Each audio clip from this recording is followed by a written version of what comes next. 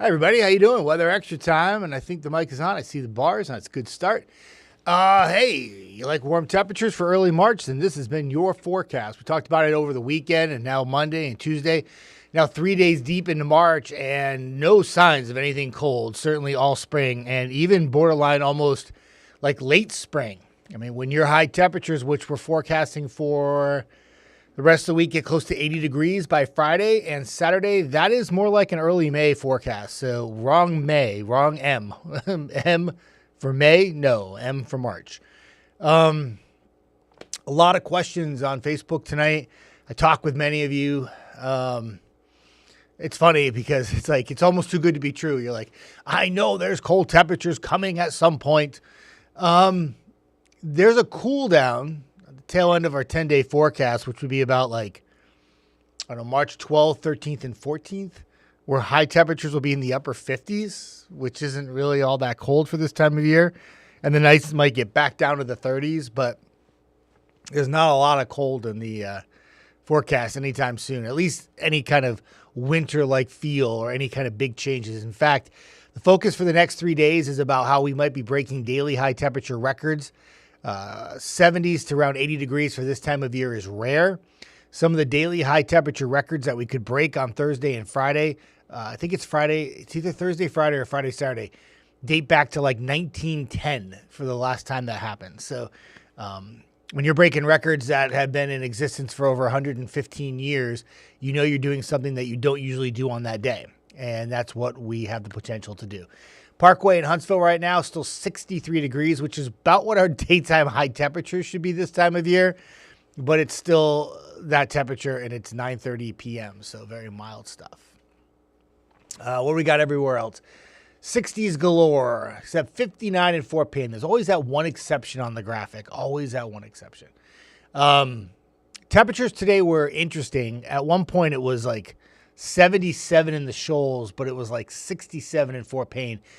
And that was because areas west of I-65 had a little bit more sunshine than areas east of I-65 today. So the temperatures were a little warmer to the west, but everybody was still way above average. So tonight we'll drop back mid to upper 50s, partly cloudy skies. If you haven't been outside, not completely full, but the moon looks amazing. Has that like Halloween spooky kind of look to it. It's pretty cool.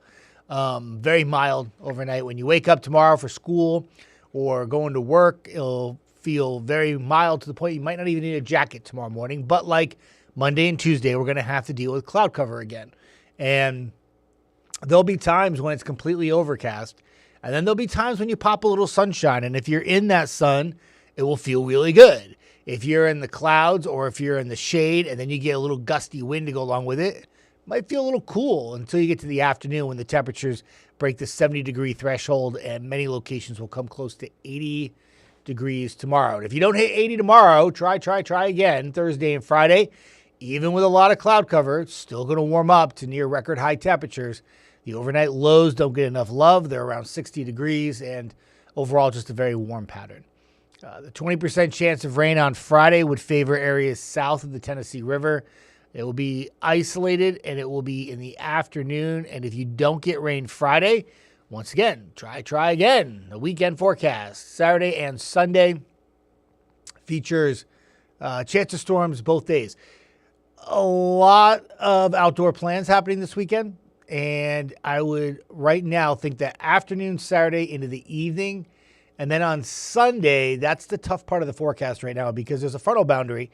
It's going to get stuck. And if it gets stuck south of us, it will just be really cloudy on Sunday.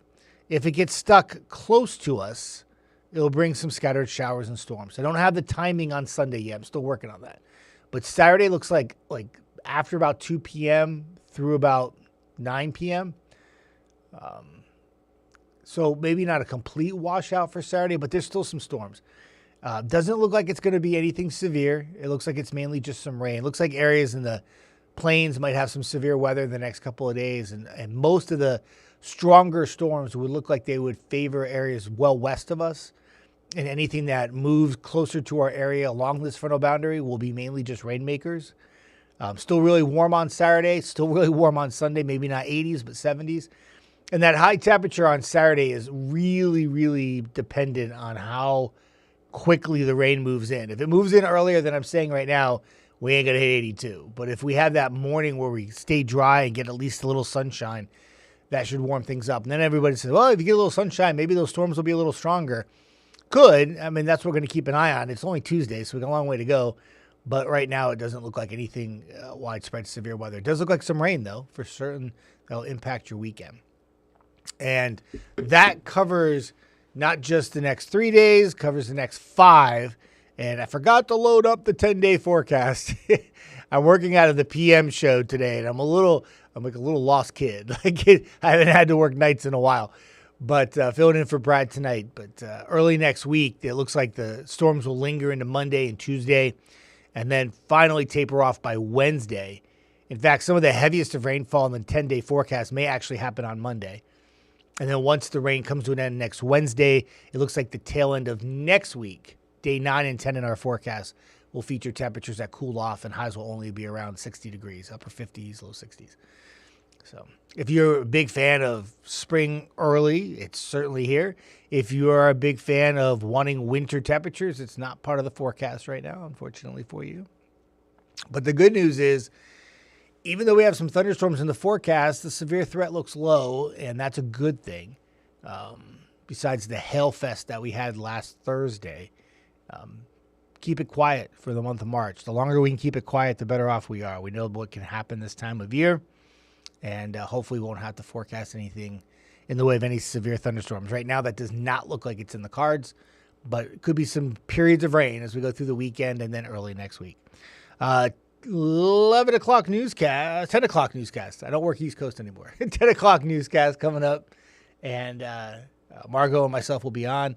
Carl, and we'll have all your news, weather, and sports. Please join us at 10 o'clock.